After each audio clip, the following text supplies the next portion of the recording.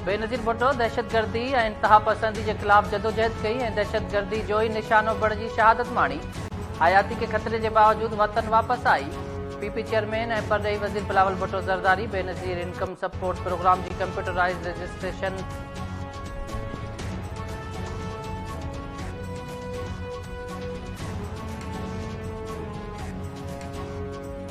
बेनज़ीर भुट्टो दहशतगर्दी ऐं इंतहा पसंदी के ख़िलाफ़ जदोजहद कई ऐं दहशतगर्दी जो ही निशानो बणिजी शहादत माणी। हयाती के ख़तरे के बावजूद वतन वापस आई। पीपी चेयरमैन ऐं परॾेही वज़ीर Bilawal Bhutto Zardari Benazir income support program की कंप्यूटराइज़्ड रजिस्ट्रेशन प्रोग्राम जो इफ्तिताह करे छॾियो।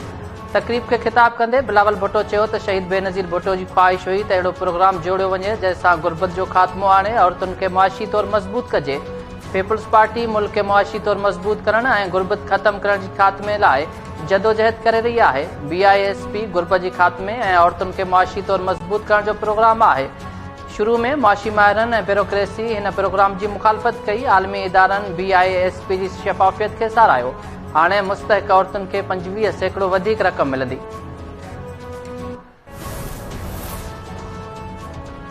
अॻूणे सदर आसिफ ज़रदारी BISP शहीद बेनज़ीर भुट्टो की विज़न तहत शुरू कयो, जंहिंखे दुनिया बेहतरीन समाजी तहफ़ुज़ वारो प्रोग्राम करार ॾिनो। कोशिश है त निज़ाम के बेहतर बणाए मुस्तहिक माण्हुनि खे घरनि ताईं रक़म पहुचाई वञे।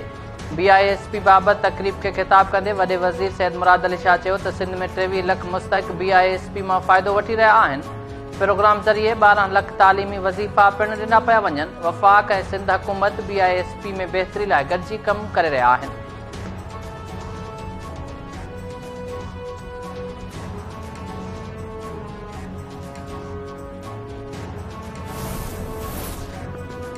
मुल्क में महांगाई जो नओं तूफ़ान अचण वारो। पाकिस्तान IMF की शर्त ते विहाउ की शरह में वधीक 2% वाध करण जो फ़ैसिलो करे वरितो। नाणे वारी वज़ारत चयो आहे त IMF सां विहाउ की शरह 2% ताईं वधाइण ते इतफ़ाक़ कयो आहे।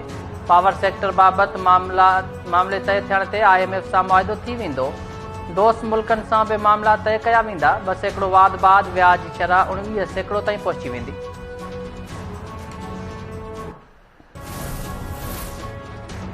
इमरान खान जो तिबी मुआइनो कराइण लाइ मेडिकल बोर्ड जोड़ियो वञे। FIA बैंकिंग कोर्ट में दरख़्वास्त दाख़िल कराए छॾी। FIA दरख़्वास्त में मौक़िफ़ अख़्तियार कयो आहे त इमरान खान ज़मानत मिलण बाद तबियत ख़राब हुजण जो चई अदालत में पेश न थी रहियो आहे। संदसि तिबी मुआइने लाइ मेडिकल बोर्ड जोड़ियो वञे।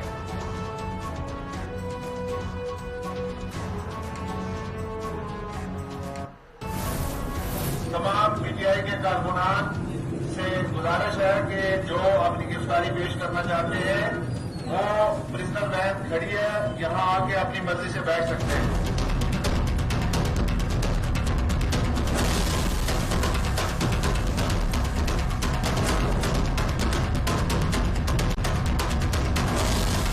बहुत अफसोस और शर्म का मकाम है कि हमारे लीडर हजरात कोई जमान पार्क में सोए और कोई बंगल में सोए हुए हैं और हम कारकुन आगे गिरफ्तारियां दे रहे हैं। ये इनका जेल भरो तहरीक। PTI की जेल भरियो तहरीक नाकाम। हुकूमत पारां गिरफ्तारियों ॾींदड़ PTI के अहम अॻवाननि खे महीने ताईं नज़रबंद करण जो फ़ैसिलो। गुज़िरियल ॾींहुं रावलपिंडी में गिरफ्तारी ॾींदड़ PTI जा 6 अॻवान अडेला जेल खां शाहपुर जेल मुंतक़िल। जुल्फी बुखारी, फयाज़ चौहान, एजाज खान ऐं ॿियनि खे MPO तहत महीने लाइ नज़रबंद कयो वेंदो। आज़म सवाती चयो आहे त हिन गिरफ्तारी नाहे ॾिनी। शाह महमूद कुरैशी सां मुलाक़ात लाइ आयुसि त पुलिस गिरफ्तार कयो। आज़म सवाती जो बहावलपुर में तिबी मुआइनो कयो वियो।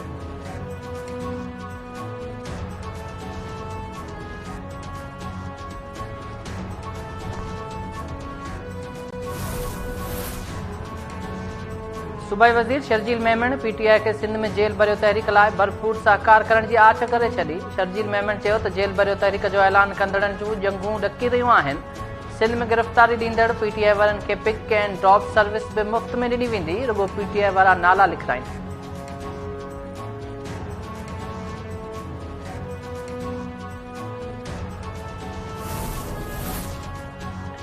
मरियम नवाज़ ऐं PDM जा सुप्रीम कोर्ट ऐं जजिस ते हमला शर्मनाक आहिनि। सुप्रीम कोर्ट ते हमलो करे वफ़ाक़ खे नुक़सान पहुचायो पियो वञे।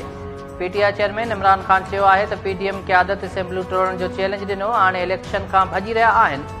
चूंडनि खां बचण लाइ आइन जी भञकड़ी करण लाइ तयार आहिनि।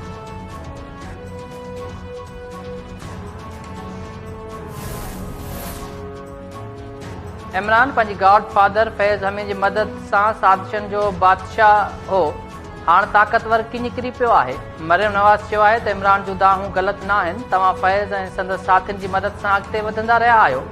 इमरान ख़ान जहिड़ा लाडला जल्द ख़तम थी वेंदा आहिनि।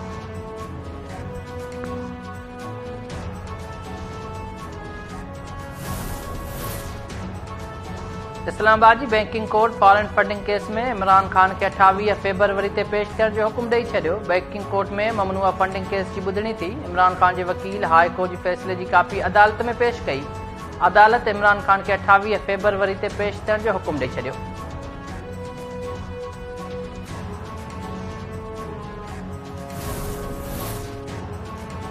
सिंध जे सियासी समाजी ऐं सुञाण धुरियुनि सिंध में ॿोॾ सबबि किरोड़े माण्हुनि जी बेघर हुअण सबबि आदमशुमारी मुलतवी करण जो मुतालबो करे छॾियो। साना जी मेज़बानी हेठि कराची में सिंध में थींदड़ डिजिटल आदमशुमारी बाबति कॉन्फ्रेंस खे ख़िताब कंदे अॻवान चयो त आदमशुमारी 10 सालनि खां पोइ थींदी आहे, पर MQM खे ख़ुशि करण लाइ गैरक़ानूनी तौरु 10 सालनि बदिरां 5 सालनि खां पोइ आदमशुमारी कई पई वञे, जंहिंखे क़बूल न कयो वेंदो। ॿोॾ सबबि 2 करोड़ सिंधी बेघर आहिनि। गैरक़ानूनी माण्हुनि खे आबाद करण लाइ सिंध जी डेमोग्राफिक तब्दीली जी साज़िश थी रही आहे।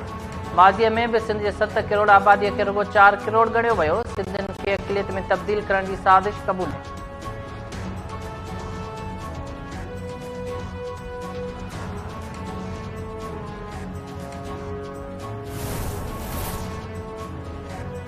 कराची में चूंडियल PTI MNAs नंढी चूंड रोकण लाइ सिंध हाई कोर्ट पहुची विया। PTI जे 9 MNAs ख़ाली थियल सीटुनि ते नंढी चूंड रोकण लाइ सिंध हाई कोर्ट में दरख़्वास्त दाख़िल कराए छॾी।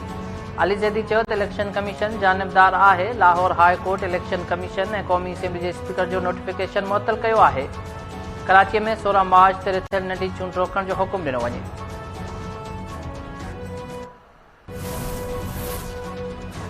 SUP जो सिंध जे हक़नि ऐं ॿोॾ मुतासिरनि जी बहालीअ लाइ सखर खां निकितल पैदल मार्च भान सैदाबाद पहुची वियो। SUP कारकुननि सिविल सोसाइटी ऐं शहरनि पारां शानदार आजियां गुलनि जी वर्खा सैयद ज़ैन शाह जी अॻवानी में पैदल मार्च सुबुह जो ख़ुदाबाद खां निकितो।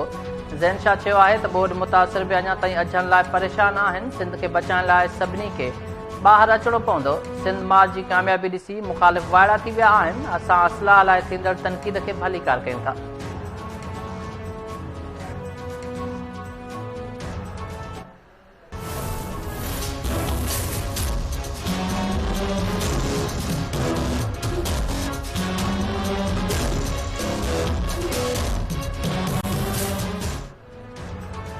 मीरपुर साकर जे सामूंडी पट्टीअ में सामूंडी वीरनि तबाही मचाए छॾी। समुंड जो खारो पाणी फसलुनि ऐं ॻोठनि में दाख़िल थी वियो।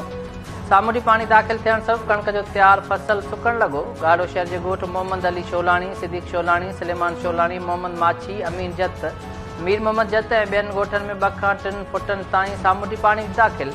रहवासी पंहिंजी मदद पाण तहत महफ़ूज़ हंधनि तां लॾ पॾाण करण लॻा। ज़िले इंतिज़ामिया समेत ॻोठाणनि जी का बि सार न लधी।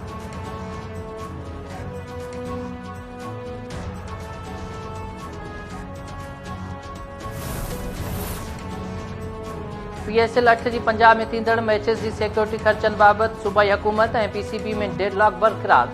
सूबाई हुकूमत सिक्योरिटी जा समूरा ख़र्च बर्दाश्त करण खां इनकार करे छॾियो। पंजाब जे निगरान काबीना PSL लाइ 50 करोड़ रुपयनि मां 25 करोड़ रुपया ॾियण जी मंज़ूरी ॾेई छॾी।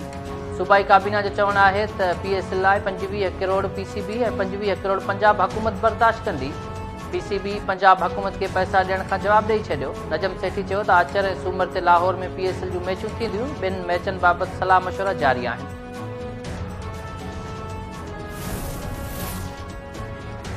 ऐं रूस जे यूक्रेन ते थियल हमले खे 1 साल मुकमल। यूक्रेन ते रूसी हमले ख़िलाफ़ अमरीका समेत दुनिया जे मुख़्तलिफ़ मुल्कनि में एहतिजाज। जंग बंदि करण जो मुतालबो। अमरीका बि रूस ते नयूं पाबंदियूं लॻाए छॾियूं। बाइडन चयो आहे त रूस ते नयुनि पाबंदियुनि जो मक़सदु मॉस्को जी जंगी सलाहियत खे कमज़ोर करणु आहे।